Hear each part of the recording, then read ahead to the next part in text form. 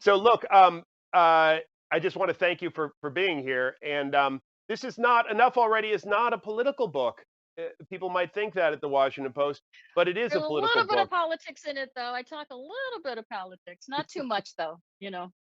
But it's a kind of, I would say, it's a kind of emotional politics that many of us play with ourselves and with others, and it's really fascinating how deeply you get into this. Now, I'm going to open up by telling you that when we talk about weight loss, which is an epidemic, I don't know what you'd call it in our country. I think of two things publicly done. One is Oprah with the cart, pulling out her, Hmm. supposed what she had lost.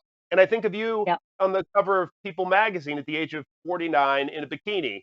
Um, but you tell a fascinating story in this book about what it took to get there and what it meant. Could you tell me a little bit about that? Sure. There's a little bit of pride in it because I like to pride myself on when there's a job to do, I'm going to do it and I'm going to do it to the best of my ability and I'm going to get my task done. And there's a little bit of shame involved because for multiple reasons.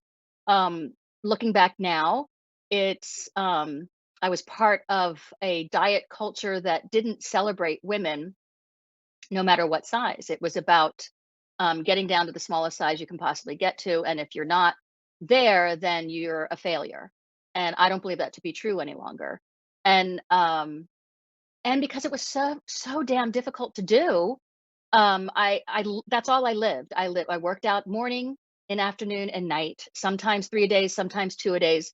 I barely ate anything. I was on a very restrictive diet, and diets do work when you stay on them, but the moment you go off them and you go back to living your life, the weight starts to come back on and you feel like a fail. I can only speak for myself. I felt like a failure.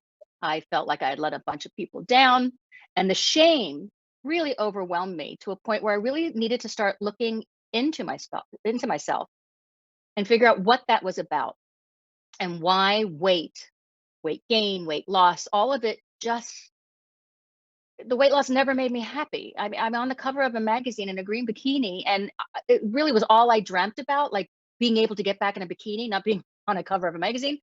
But it didn't bring me the joy that I was searching for. So that's what my search is for now, and I find that it's joy has to be intentional, and it doesn't come to you. You go to it and you find it, even in the darkest days, which I've had quite a few of in the last few years. Like a lot of us have, COVID has really knocked the crap out of us.